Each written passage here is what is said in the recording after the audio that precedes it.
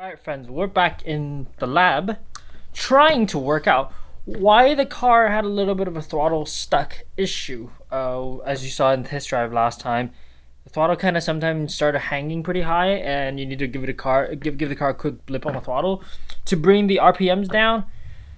We pretty much figured it's a throttle body issue, and a couple of you guys in the comment section end up commented that you guys have had a similar issue with the K-Power K24 throttle body. So we're gonna dive into it today and figure out exactly what's the issue and how we can solve it, because we do have a couple tips from K-Power themselves. Well, this is unfortunate. The camera, the SD card I use is a little broken.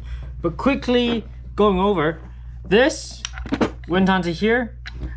We took it off and realized that this is a little loose. That this could probably be a little bit tighter. So I'm going to try and tighten this nut. This wheel came out pretty easily just with the 4 Allen heads. And then we have another method to try, but I'm going to do this first. It's a 13.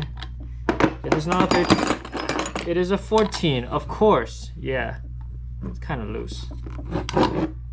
I guess, yes, it backed out a decent chunk.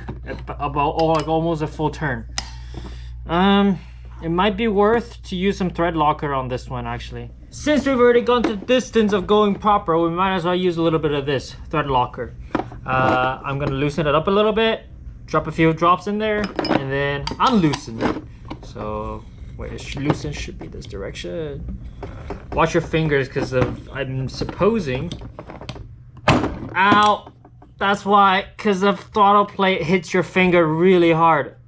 Ow. Who would have thought? I was mentally prepared, but physically maybe not. Oh, that's probably too much, but it's okay. Turn this up. Yeah, I think that's actually pretty good. Should be golden. Make sure it can still rotate. Yeah. But the last thing you want when you're driving on track is for this to come loose and your throttle to like basically stop working. And while we're at it, K-Power actually taught us a different solution as well. One is to keep this thing tight. 2, they suggested to move the spring right here. There's this little tail, I guess. He wants us, instead of where they had it before right here, to move this thing to up here. Basically, that would tension the spring a little bit more and give you a little bit more spring rate, if you like. Technically, that's preloading the spring, right? I think it would be preloading the spring. So I'm gonna try for that. That should be relatively simple, although there is a decent chunk of force on the spring, so you just gotta. When I say manhandle, like just bend it over here, bend it over that way, bend it over, and then kind of keep it in there as much as you can. And that's kind of it. That's throttle body reworked, and now there's a lot more tension on here. It's not as floppity as before, so this should help.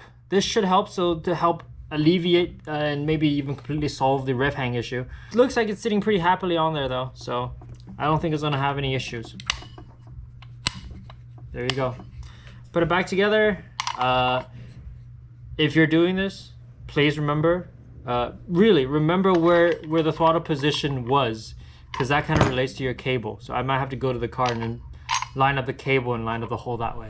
One of the issues we're dealing with right now is, well, even though we have some off-road spec, as long of a stroke damper as we could have it, the travel isn't, well, the wheels are kind of like still tucked in too much. It's still a little bit low, and there's a very good reason for that. If you look underneath, we have a J's roll center adjuster, lower ball joint, and also the steering rod ends is also got it's also accounting for a little bit of a roll center adjustment. Because this is supposedly for a roll center, it moves everything up.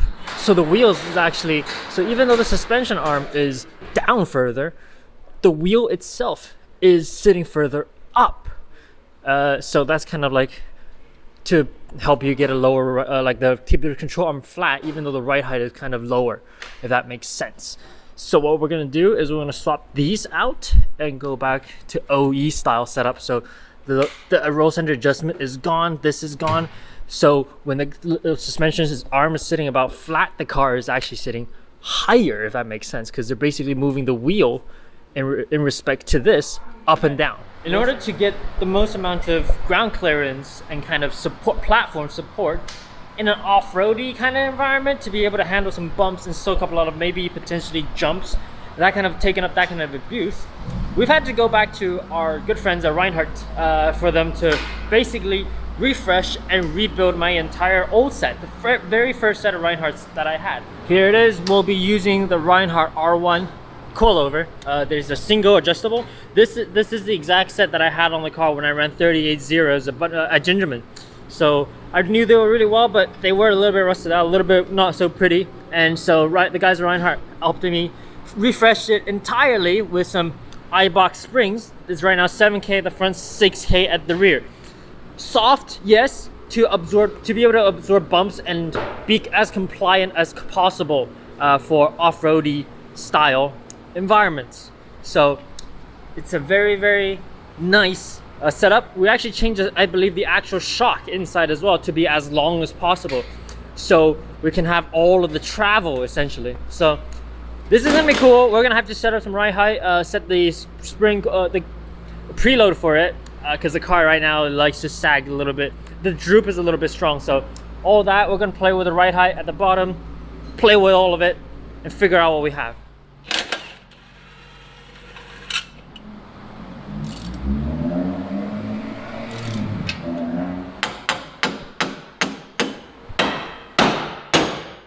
Oh, that's how you get it off. Oh. It's one way to do it. Because I would have just hammered on the bottom until it put. You know I would. Way thicker than that. Our ball joints is in on this side. We're gonna swap the buddy clubs out on that side still, but before we do that, I think you'd be able to spot the difference relatively easily. The lower control arm is flat, but this side is way lower than that side. I mean, lower as in like, technically it's the car will be taller, you know, with respect to the wheels, the rotor. The rotor is probably the easiest to spot thing right now.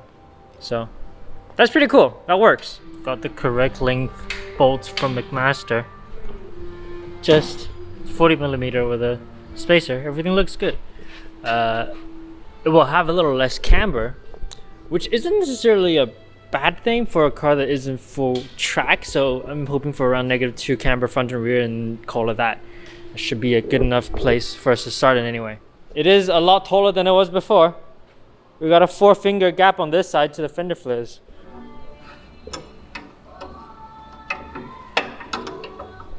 That was nice. So what we did was we loosened all of these, but pushed the shock body into the lower shock mount by 5 turns, and then preloaded the springs up by another 5 turns. So instead of, well, because what I was feeling like was the shock, even though it had the right length, it was actually, the shock itself was going through more of the shock, and we having a little bit of a preload helped push it down.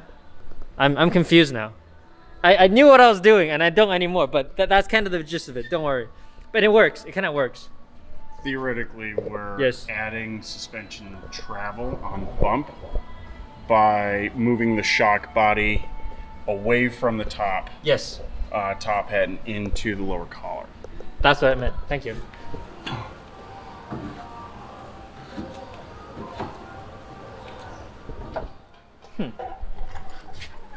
Yep, I think we gained a little bit of travel for sure.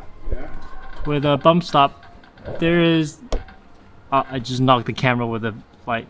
There's a decent, like an inch gap now between the bottom, between the upper bump stop and the actual hard stop. As the Tarmac Rally S2000 slowly and surely comes to its finished state, we received a top secret challenge that I can't share with y'all, but I will say 2 words. Hot pursuit. Take it how you will. In order to prepare for the S2000 for set pursuit, we've had to make a couple modifications.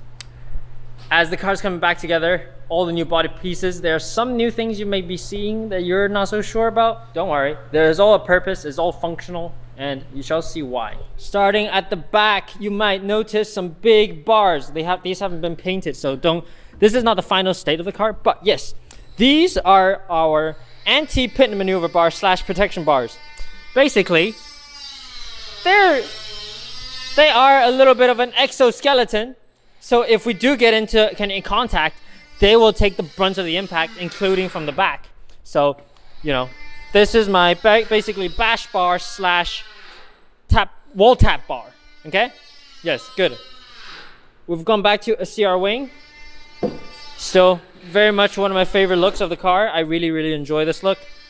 Still some logos to be applied. Same fender. Roll bar still is in place, but because we're not running a hardtop anymore and we want the car to look a little cleaner, we've built a little cover piece so you wouldn't be able to see what's, you know, underneath the surge tank and so on.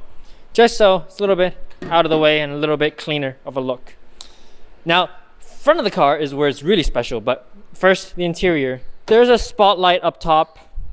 You shall see why. I'm not gonna give it away just yet. Nardi steering wheel. Oh, I love this thing. I love this so much. It's 330mm deep dish. It's just so neat and so nice to throw around. Heltec IC7 display. One of the prettiest parts of the car, I think. I really enjoy how we've been able to integrate it in.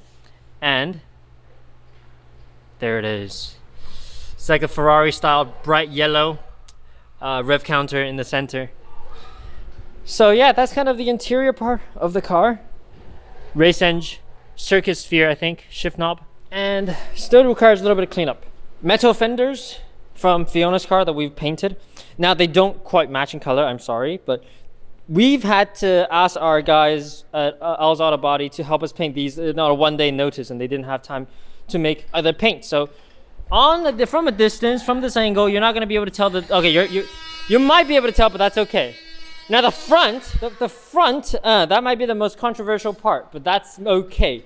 Because what we're doing here is, well, first off, a bit of a Tarmac Rally, so it needs to have enough ground clearance, which it does on the sides, and center is decent, and it has to be protective, and there is enough protection here as well.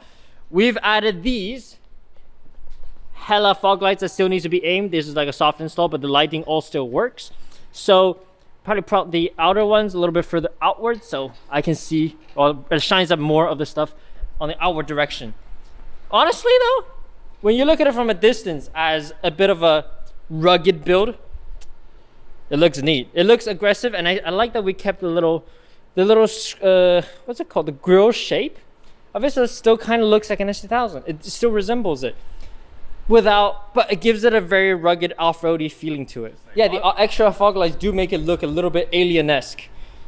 I'm a fan. Obviously, that's not the tires we're using. It's still on the roller winter tires, but we did test it out on the road. Definitely feels very good. So final changes still to be made, but the majority of this Tarmac Rally Special S2000 Hot Pursuit spec is just about finished. Obviously, bread and butter underneath the hood, K24 A2. Still makes 210 horsepower, 180 foot-pounds of torque. New filter on it now. It has a lot of mid-range. VTEC kicks in right around 38, 4,000 RPM. I have a light on the shift light that I set up, that on the shift light of the Heltec IC7 dash, that as soon as I hit VTEC, that light starts shining out. So when the light is on, it's party time. It's weird that an S2000 look like this, and I'm sure many of you probably won't like it, and that's okay. I've been fucking loving it. And I've been doing a lot of the wiring for the lights. We still need to tuck them, and Alex, will you do the honor and turn on the fog lights? They will not be very, very bright because they're all not pointed wonky, but go for it. Lights on. Yeah.